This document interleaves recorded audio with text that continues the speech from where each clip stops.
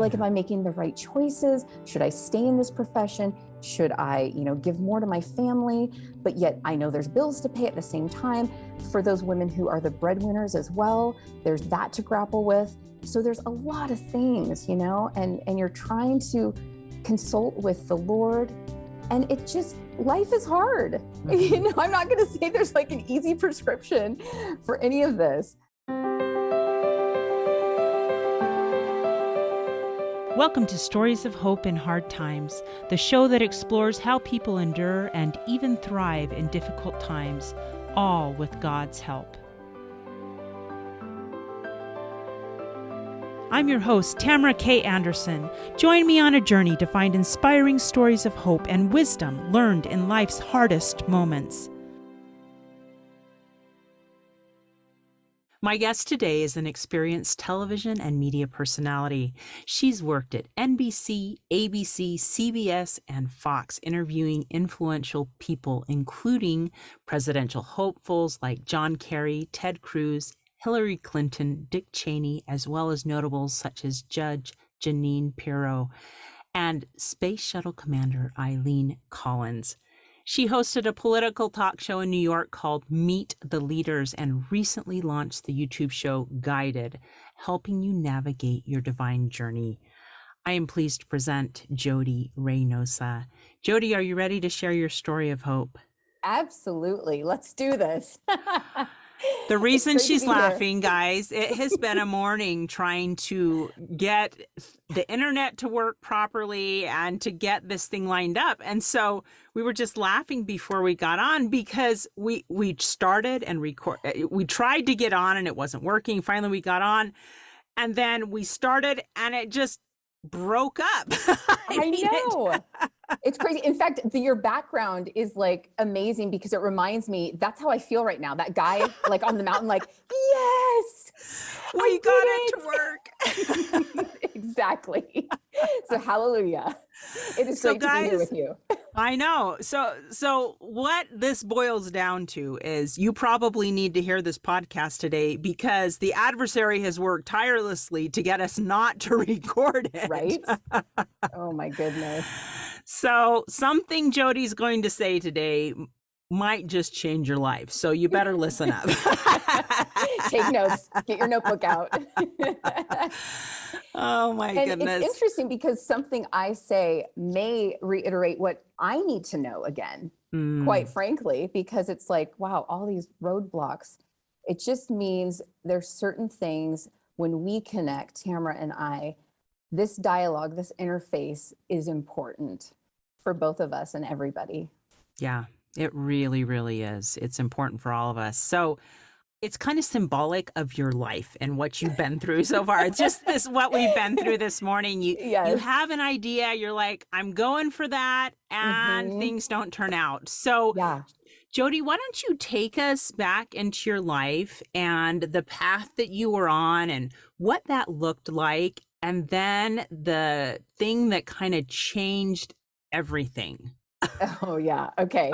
I think that's great that you bring this up because what happened this morning, that start and stop, or let's see, think about a car when it's like accelerating, but it's like you have the brakes on and you're just rearing to go and the tires are spinning and it's like, that is like the feeling sometimes that I have. Then it's like, finally you get the brakes off and you're ready to go and it just like accelerates full blast. And then somehow something is in the middle of the road and you're like, oh shoot, I got to put on the brakes again. Why?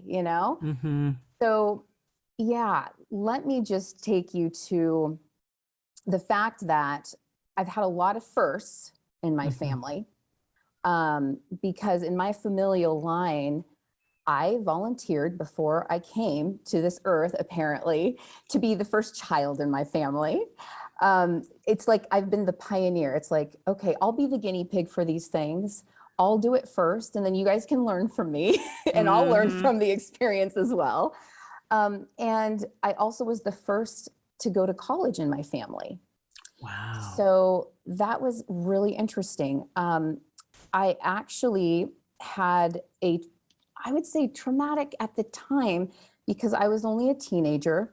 I was a sophomore in high school, and I had worked really hard from sixth grade all the way up until that point to be on the varsity basketball team. So Ooh. any teens out there or parents of teens, you know, when you've made like, you know, in California, it was AAU. It's like a specialty basketball team, you know, and you know that when your kids have worked really hard to be on these elite teams, they've put a lot of work into this. Mm-hmm. So there's a lot of pressure. Well, everything kind of halted. I went through a lot of pressure in my family too, and I had an eating disorder. And that really kind of changed the chemistry of my brain. And when I say that, I was actually describing this to my husband the other day. People would come up to me and be like, "Oh, Jodi, you look so great. Like, oh, you know, did you lose weight?" And I would instantly turn it to a negative. And I would say, "Oh my gosh, so am I like huge and fat?" Like I would instantly see the cup as half empty. And so it changes the chemistry of your brain. It was such a hard hurdle to get over.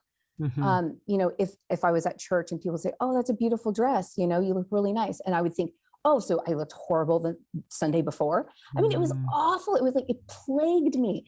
And it was like I was like obsessed with everything I put into my mouth. I would look like at all the calories on every box, you know, from a cereal box to anything, you know, that I put in my mouth.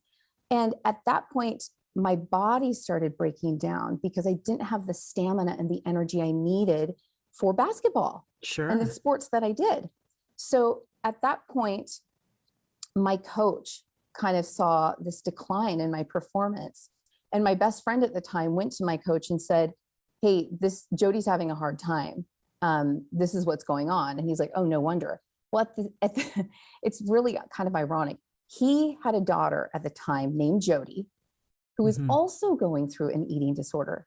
So the Wow. way that he reacted was almost like over the top. He like instantly said, "You're off the team." He didn't say like, "Hey, you know what? I have this empathy towards you. I know what you're going through." He just said, boom, because I think he was scared. You know, he was scared for me. It brought back all these memories with his daughter. And when he did that, I thought life was over. Mm-hmm. I was absolutely devastated because my identity was wrapped up in that. My identity was, as a sophomore, I made the varsity basketball team. We were Northern California champions. You know, that was my identity. So everything crumbled, and I had to figure out, so now what? Mm-hmm. So I really looked within. I had a wonderful mentor in a young women's leader at church, and some people that really cared about me. And I looked inward, I looked to God, and I just said, "What do I do?" And I was able to get help through some counseling, and I was able to actually kind of reset. And in the what next, I found the arts. I found music. I found singing. And I always had loved to sing, you know, as a child, you know, humming and singing and all of that, you know, Mm-hmm. throughout my day. But I really loved it. And I actually started taking vocal lessons, like private voice lessons. And I also joined the choir in high school. Now, you know how there's cliques in high school and all of that. And I thought, oh, only the quote unquote nerds, you know, like join choir and band and all that. I absolutely loved it. I Mm-hmm. joined it. I just, you know, this unadulterated like joy every time I was in there. And I did not care what anybody thought. I just had so much fun. So I went, and I also got private voice lessons. And then I was in the community musical theater. Well, then I decided, okay, you know what? I'm just going to go for it. I'm going to audition for vocal scholarships for college. So I auditioned for 4 different colleges, and all 4 said, "Yes, we want you." So at Wow. that point, I made a choice. So if it wasn't for like this challenge and then turned blessing, I wouldn't have grown. I wouldn't have discovered this talent that was kind of almost like, I wouldn't say stagnant because I hadn't discovered it yet, but it was like, it was a little seed that needed to blossom, you Mm. know, that needed to grow. So that's kind of the start of understanding what transformation was, understanding what, okay, a challenge can be turned into a blessing. So that's how it started. And then I actually chose to go to a non-denominational Christian university in Southern California. It was called Azusa Pacific University. And I was there, I sang with an all women's choir called Bel Canto. And I was classically trained, and it was amazing. I learned the beliefs of every denomination in Christendom. And it was beautiful, a beautiful experience. And people would ask me, well, what are your beliefs and how are they different than mine? And I had an opportunity to share. And it was like a beautiful connection with so many people. Well, then there came a time, another challenge came upon me, and I also, along with my vocal scholarship, had an academic scholarship. Wow. And in that time period, though, I had written an English paper, and for some reason, I got a B+, and you had to have like a 4.0 to like keep your academic scholarship. Well, I asked if I could appeal and rewrite the paper. They did not give me a higher grade. So I lost my academic scholarship. I'm like, you've got to be kidding me. So that to me was God saying, I want to steer you in a different direction. And I was like, oh my gosh. And still, it's like, at first I was thinking, why? So for me, I've learned down the road, I can't ask those disempowering questions. I can't ask, why me? Why is this happening to me? You know, because that doesn't help us understand what's trying to emerge within, you know? Yeah. So I then said, okay, I'm supposed to go in a different direction. Well, then I actually applied to Brigham Young University. I got in there and I had a whole new chapter of experiences that happened, and so many blessings that came out of that. I actually was able to serve a mission for my denomination, and I ended up in Colorado serving for 18 months full time. You know, you pay your way, and you know, you leave your family for 18 months, you leave your college, you don't watch TV, you don't watch the news, you don't, you know, look at the newspaper, you don't date, none of that. And it's just to dedicate your life for that time period towards God, towards the Lord. And it was a beautiful experience. And I loved it. So, and then after my mission, I taught in the Missionary Training Center, which is basically, that's the place where all service missionaries like myself are trained before they go out to the service missionary or service mission. So that's kind of like, that was like the foundation for me in learning, you know, hope in hard times, you know? So, yeah. I love you've talked about some really key things there. The first one being that when a roadblock comes up in your life, and it will. Oh yes. You can count on it. Probably multiple times, as you can hear in Jodi's story so far. But so when that happens, ask empowering questions, not the why me. It's more, which path do you want me to go on, God? What direction are you trying to steer me in? I was remembering the story of Joseph yesterday in the Old Testament, and I love his story. It kind of parallels your own in a lot of ways, just because, you know, there he is with his brothers, things are going well. All of a sudden they sell him off, you know, and he's taken from his family. He's just like, I'm sure he could have gone, God, why me? But he did his best in that circumstance, rose to Potiphar's, you know, be the head servant in Potiphar's house. And then he gets knocked down because he ends up going to prison because of Potiphar's wife and that whole situation. Yeah. And he didn't let that get him down. Okay, God, now what? You know, I'm probably as low as I can possibly get. I'm in jail in a country that's not my own. What now? And through miraculous providence, it brought him out to be, you know, second in all of Egypt. And so I think we can kind of take these parallels from both Jodi's life and Joseph's life and say, okay, it's not just Jodi, it's not just Joseph, it's me too. And so to ask those empowering questions. What other empowering questions have you had to learn to ask in your life? You know, and where I learned this concept was from a beautiful soul. His name is Michael Bernard Beckwith. He has what's called the Agape Center, which we know is love, right? In Southern California. And he teaches these beautiful principles. And he basically says, you know, ask what is trying to emerge from me right now that may be latent, that hasn't been discovered, that I haven't discovered. God, help me understand what is within me that hasn't been discovered, that can serve you, that can serve my fellow man. I think I was just actually thinking of the 2 great commandments a couple weeks ago. And they, you know, when you say them, they seem so easy, right? Oh, yeah. You know, but then when you try to implement and practice them, you're like, oh man, you mean you want me to love that neighbor? You mean you want me to, you mean in that group too? Really? But they're so mean. Like, no. And it's like, first, you know, when you love God, loving God allows you to see the divinity within yourself as well. And he helps you to love yourself. And in turn, then you can see the divinity in other people, even through their flaws and their, you know, their meanness, quote unquote, you know, because you can see that they're a child of God as well. And so I think then it's like, it reminds me of like a little rubber band. It like how it can snap back in a positive way.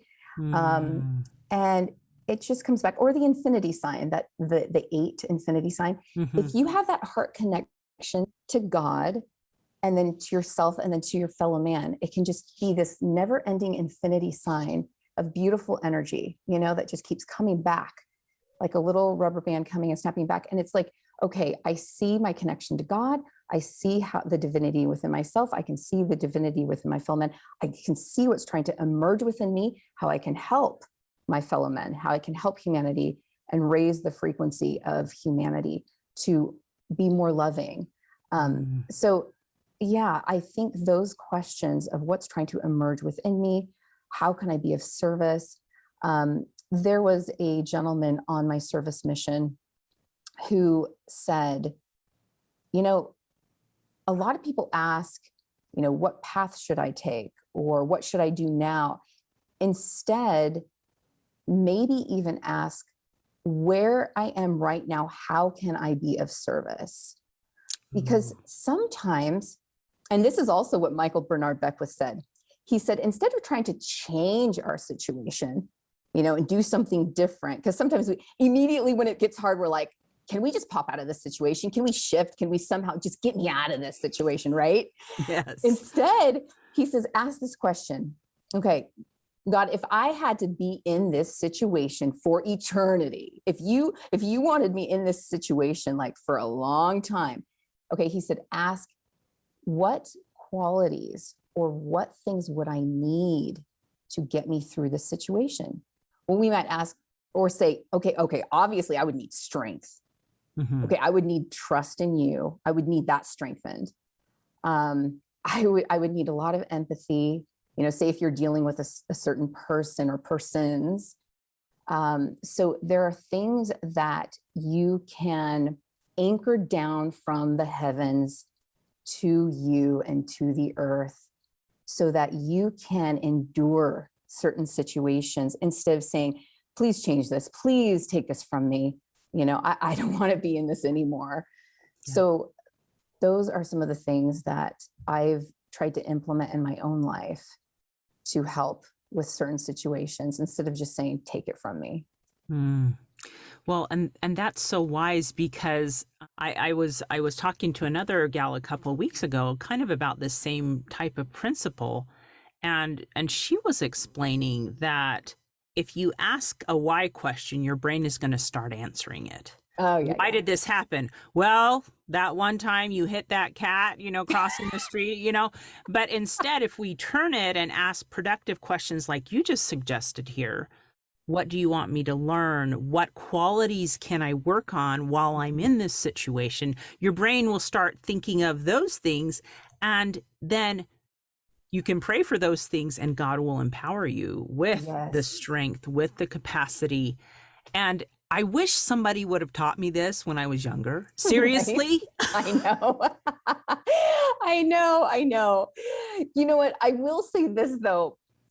My mom, with the object lesson of chicken soup, she taught me a very wise lesson. Tell me. Because, okay, sometimes when we can be in a fixed mindset or get really rigid in our thinking, right, in our little box, our comfort zone, we might say, no, no, no, we're not going to do that. Oh, no, we're not going to try that. Well, one day, she made this amazing chicken soup. Well, I didn't think it was amazing at the time. It had celery and carrots and rice and all this, like at the time I was like, ew, you know? And she said, Jodi, I want you to just try it. And one of the rules that we implemented in our family home is a just try it bite. And so she said, I want you to just try it. And I was in the worst mood. Oh my goodness. I felt so bad that I just had her go through that. And I said, okay, fine. So I took a teaspoon of the soup, and I did not want to admit to her that I thought it was the most delicious soup I had ever had up until that point. And so I said in a grumbling voice, I said, Mom. And she said, yes. And I said, I don't want to tell you this, but I love this soup. And she just started laughing, and she said, well, good. And so she, from that point on, said, this is the chicken soup syndrome. And I said, oh, okay. She said, because, you know, what you can learn from this is that there are situations in life that you, from the outskirts looking in, you're going to think, I do not want this. This does not look good. Get me out of this. But if you go in with what we just talked about, the strength of God, how he's empowered you, and just with the approach of curiosity, that you might like the fact that he's given you an opportunity to either help others, help yourself grow, and actually a challenge becoming a blessing, you will like the end result. Oh, yeah. So no, that is really, really neat. And I know that you've had the opportunity to apply this chicken soup principle yeah, many times in your life. Yes. So you had the opportunity to then pursue a career in the media. I did, yes. And tell me what your goals were at that time and how life kind of derailed even that. Right, yes. We're going to take a quick break, but when we get back, we'll have more lessons, tips, and things you can apply to your life. Stay tuned.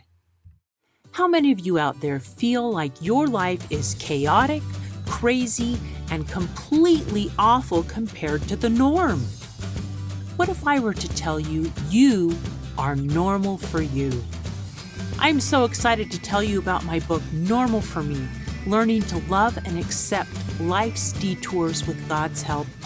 This book took me 10 years to write, and I share 20 years worth of lessons learned in my life detours, including being in a car accident and having 2 of my children diagnosed on the autism spectrum. In this book, I share the secrets of how I made it from despair to peace with God's help.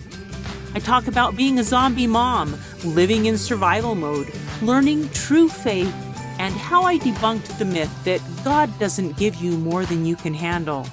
Normal for Me also includes a bonus diagnosis survival guide at the very end of the book, in which I share 12 tips to survive and thrive in tough times. So, what are you waiting for? Grab your copy of Normal for Me today on Amazon or on my website, TamaraKAnderson.com. So you had the opportunity to then pursue a career in the media. I did, yes. And tell me what your goals were at that time and how life kind of derailed even that. Right. Yes. Oh my goodness. So, well, first of all, for those of you that don't know, Tamara and I met at a conference, and it was for, publishers and media personalities and, writers and everything of that nature. And I just adore her. And, I was giving a workshop about being in the media and Mhm. about people that wanted to, pursue that, be podcasters, all of that. And at the time I was working for NBC at a station in Oregon. Well, before I go into that story, we'll kind of come back to that. We'll circle around. But at Brigham Young University, I was pursuing a broadcast major. Now, I went on my service mission for 18 months. I came back, I finished the major. The one thing I didn't finish, though, which is part of the coursework, is you have to do an internship at a station. Well, at the time, I met my husband at the time. We got married. We then packed everything we had in a Nissan Pathfinder, and drove across the country to New York, to Albany, New York. And at the time, I had a newborn baby. And oh my goodness, even that trip was pretty interesting because every little while, we had to stop, and I had to nurse her and all that kind of stuff. Mm-hmm. And I remember before leaving, there was a professor who kind of took me aside, and he said, I would really think about getting into this business, because you can't be a mother and be in this business and, be a wife and mother and all that. At the time I was really, I just was like, are you serious? Like, you're really going to tell me that right now? Mm-hmm. I don't know. I just kind of thought, oh, he's just an older generation. And now in retrospect, I know that he had some wise and timely counsel for me, because Mm-hmm. this business, not only is it cutthroat, but, it doesn't leave a lot of time for family. I do tell people, you can do everything that you want to do in life, but at the right season and the right time. And Mm-hmm. I mistakenly try to do everything all at once. I try to just jam pack it into one season, and it did not work for me. So it resulted in, I know my part was, with my marriage, not focusing on, the time to foster that marriage and things of that nature. And, he ended up going a different path. Everybody has their free agency and choice, but, that was very difficult, for me. What I did, though, at the time, people who are pursuing a certain profession, they might have like the thought, oh, when is it going to happen? When is it going to happen? Mm-hmm. Because I wanted to be on air so bad. I wanted to be out reporting. I wanted to be anchoring. I started behind the scenes, and with a newborn baby, I was, working late nights, overnights, producing. I'd come home and she'd want to wake up and play, and I'd be just sleep deprived and exhausted. So I was just burning the candle at both ends. It was not serving me or my family. So you can see kind of this vicious cycle of how it just was not a work-life balance at all. Yeah. But I was, type A personality galore at the time. And I just kept pushing. So I eventually got my first on-air job in Upstate New York. And, that's one of the places where I had some amazing interviews. I interviewed Space Shuttle Commander Eileen Collins. She was the first woman Space Shuttle Commander. I had interviewed a gentleman who the Bush administration was touting to be the first prime minister of Iraq.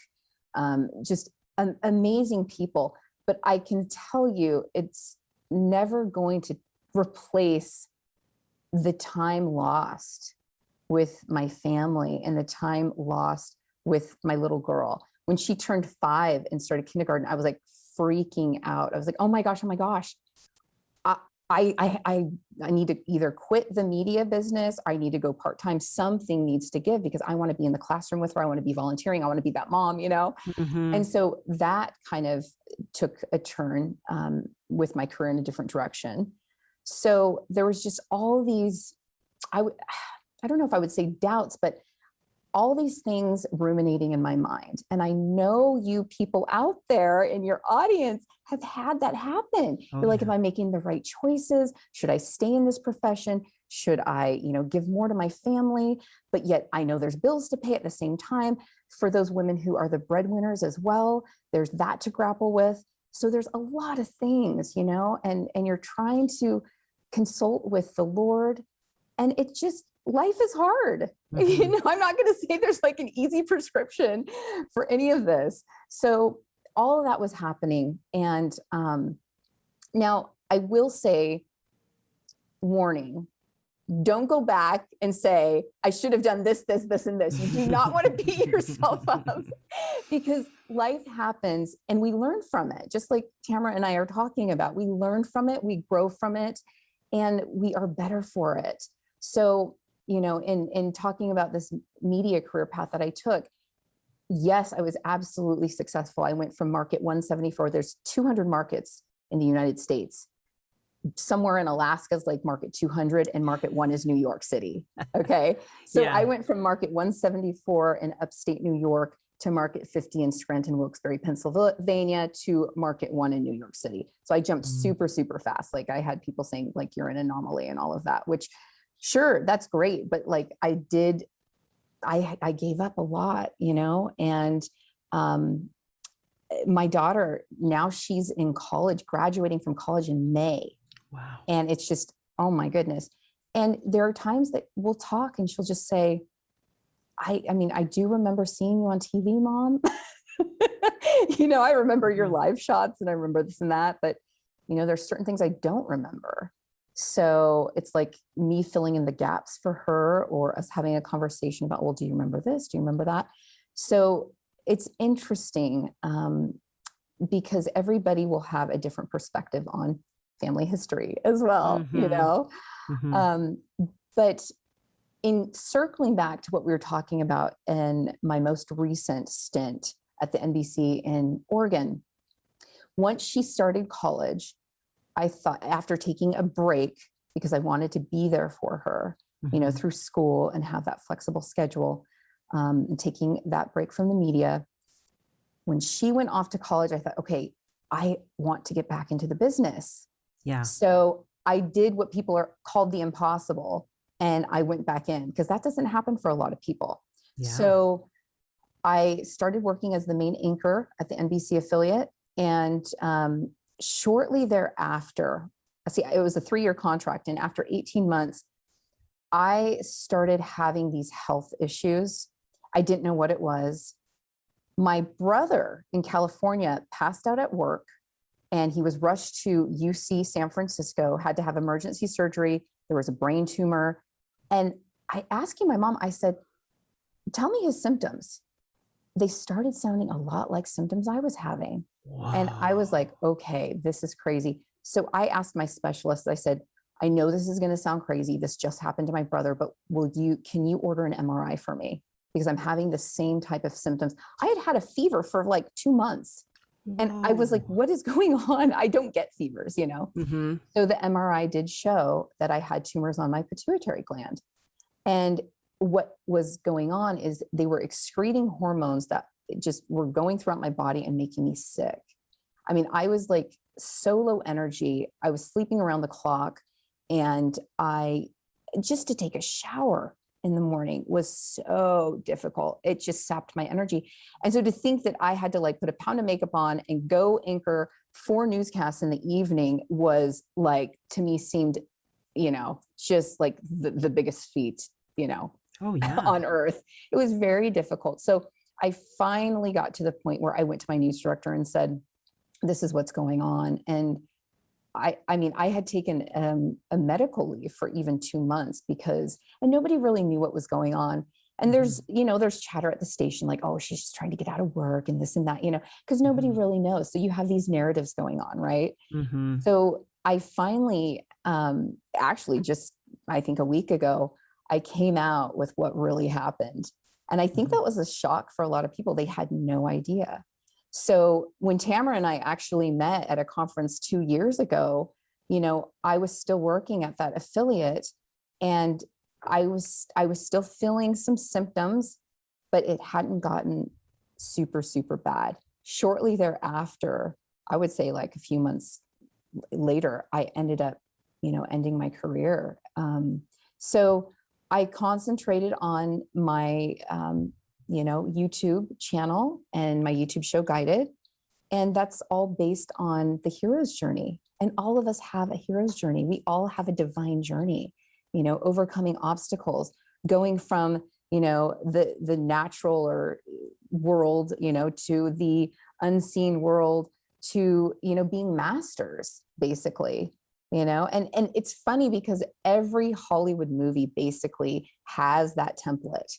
You have the Jedis, in Star Wars, who like, it's like they go from, oh my gosh, I have this crazy thing happen to me. Like the rug is ripped from under me. Then I'm like in this almost like depression, or what do I do with my life? And then Yoda comes to me and says, you are this, look within.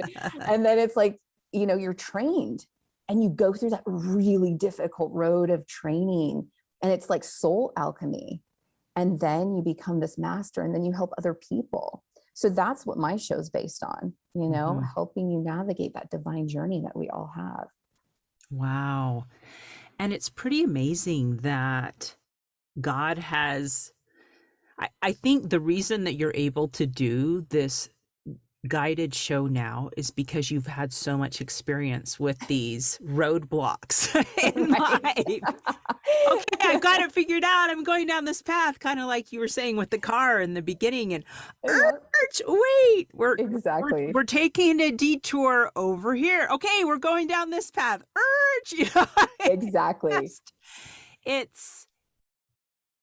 is very appropriate. It's almost like all that experience led you to this one path where you are now impacting the lives of tens of thousands, just by having influential people share their story, that we all go through these hard times. We all have detours in our journey, and the little tips and tricks that help make those diversions become part of us, and asking those right questions, like you were saying, trusting in God, learning how to grow into that new path. You mentioned having a growth mindset, and that's pretty important too, so that we are growing into that new arena that God has placed us in. Oh yeah. It's like the caterpillar transforming into the butterfly. Yes. Yes. And God sees the butterfly and we don't. Yep. Exactly. And he sees the final outcome. He sees the masterpiece. And we sometimes just see the little threads, and sometimes we might get glimpses of the different colors, but he sees it all. Yeah. And he's just asking us to trust him. And one of the scriptures in the Bible that I actually shared with you the other day, has to do with the fact that we should trust him and toil not. What about the lilies of the field? They don't spin, they don't worry, we shouldn't, worry about the raiment, the clothing or anything like that. And it's like, sure, easier said than done, but when we're in the moment, we might freak out. But if we can just be still and meditate and pray, we can at least get that pause. It's the power of the pause sometimes that allows us to be like, okay, all right, let me do a reset. Let me begin again. Yeah.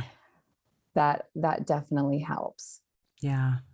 And I love that you call it the power of the pause, because sometimes when we have those detour moments, the knee-jerk reaction is to slam on the brakes and be, my progress has been stopped. It's been halted. What's going on?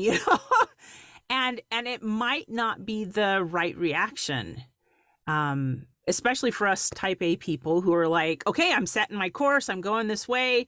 And God's like, nope. And so it almost takes us pausing and saying, breathe.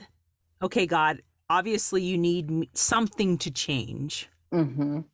help me wrap my brain around it, because I know that sometimes when somebody gives me a new suggestion, my initial knee-jerk reaction is no. No, I don't like that idea. I don't like that concept. I don't want to do that. But it's like once the seed has been planted, Yeah. God takes that seed and he kind of works it through in my brain. And all of a sudden, 2 months later, I'm like, that was a good idea. That is so funny that you say that, Tamara, because my husband and I, we are working on the growth mindset like that, because one of the things, and he said it's because it has to do with safety, and especially emotional safety, and security. And so like if I make a suggestion, he said sometimes his immediate, and I've noticed this too, and it has a lot to do with resistance. And again, due to feeling safe, he'll immediately say, no, or here's why it won't work. And I'm like, whoa, whoa, whoa, whoa. Okay. Can I request something, please? Can you approach this with curiosity? Because, or the just try it by, as my mom would say from the chicken soup thing, because there are a bazillion options that actually could work. And I know you are so creative and so intelligent. And the thing is, like, think of us together thinking of those options. Like there's something that has to work. There's something that will work. And so it's just like our tendency as human beings is to like resist. It is. Because it's fear sometimes. Yeah. And it's like, it's true though. It's like after we take that pause and we're like, okay, let's plant that seed of faith. Okay. Yeah. That was a good idea. Yeah. But yeah, it's tough. It's easier said than done. A couple other questions, because we're talking about empowering questions. There's a woman named Byron Katie, and she has this process called the work. And I love it. So anything that we might feel, is a challenging situation, or maybe we have an issue with somebody, right? She has 4 questions, just 4. Ooh, share them. Oh yeah. So she says, the first question is ask, is it true? A lot of times we assume things, right? We assume, or we wrap a story around it because of our own filters, right? So, or we interpret things. Like say somebody passes us on the sidewalk and they have a scowl, right? We say, oh my gosh, like they don't like me. We like instantly wrap a story around it. Yeah. So her first question would be to us, is it true? Like, is it true that they don't like you? Is it true? So her second question is, can you absolutely know that it's true? Well, no, I can't absolutely know that person doesn't like me. Their dog could have died. They could have just been fired from their job. Their wife or husband could have just passed because of COVID. Who knows, right? And then her third question is, how do you react? What happens when you believe that thought? Well, I get anxious. Sometimes I get angry. My impulsivity to just jump to that certain reaction, because maybe it's my default because of my maybe trauma in my life or something. I will jump to a certain reaction, and you know what? It doesn't feel good. That thought does not feel good at all. Yeah. Her fourth question is, who or what would you be without that thought? Ooh. So powerful, right? And without that thought, oh my goodness, I would feel at peace. I would feel free. I would relinquish any attachment to that type of interpretation. And I would feel like, oh, I can just go on my merry way, and that's theirs. That is theirs. Whatever that scowl was is theirs. And I'm in my lane. They're in their lane. I'm in my lane. Those are 4 amazing questions to ask when we're faced with, especially negative thoughts, right? That negative self-talk that we do. Yeah. And you have given us some really powerful questions to ask, not only when we hit detours, but also when we have negative thoughts day to day. Oh, right? Yeah. Oh, yeah. Oh my goodness. This is awesome. I love this.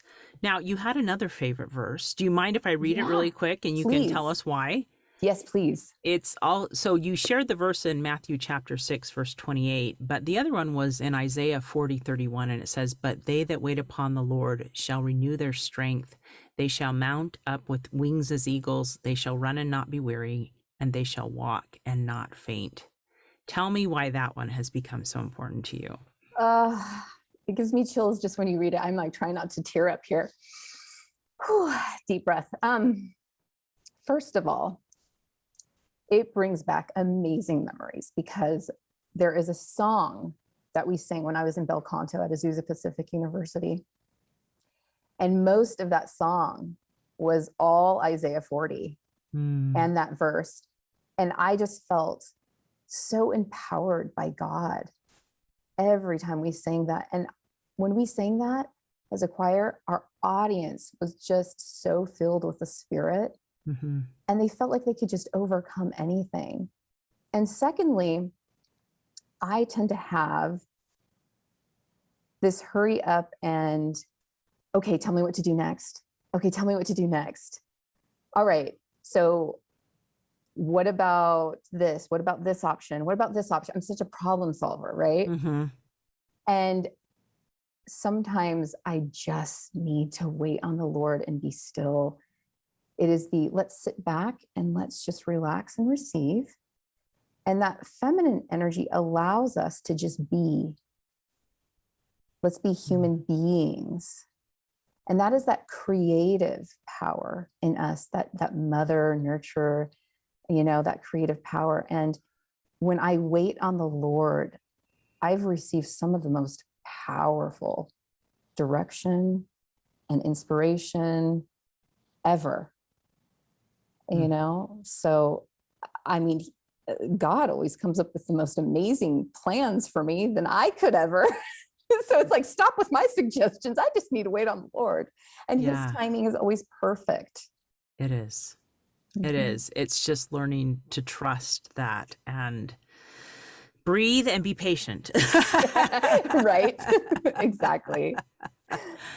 Wow. Well, this has been so amazing. Thank you so much for sharing your amazing story of faith and moving forward, even along your detoured path, because you trusted that God would get you where you needed to go, right? Now, you listed like probably 20 resources that you've used throughout your life, and I'm going to take all those and throw them in the show notes. Sure. Because we just don't have time to dive into every single one of them. But just know, guys, that if you go to the show notes of today's show, you can find all these amazing resources of things that Jodi recommends to find peace. Like there's songs, there's books, there's meditations and stuff like that. So I will be sure to put all of that in the show notes of today's show. And it's a practice too, Tamara. It's like, it's not just like, oh, here's a bunch of suggestions and you're good.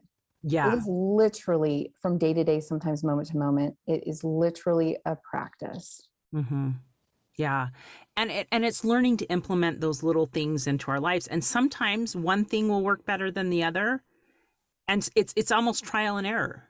Okay, right now this is working for me, so I'm going to try that. And if that stops working, then I need to find something else. And so, that kind of thing. But I know people are going to want to hook up with you and find your show guided. What is the best way for people to connect with you? Yeah, thanks for asking that. I would love to connect with all of you. And it's been a pleasure to be on this show, Tamara, and to connect with you.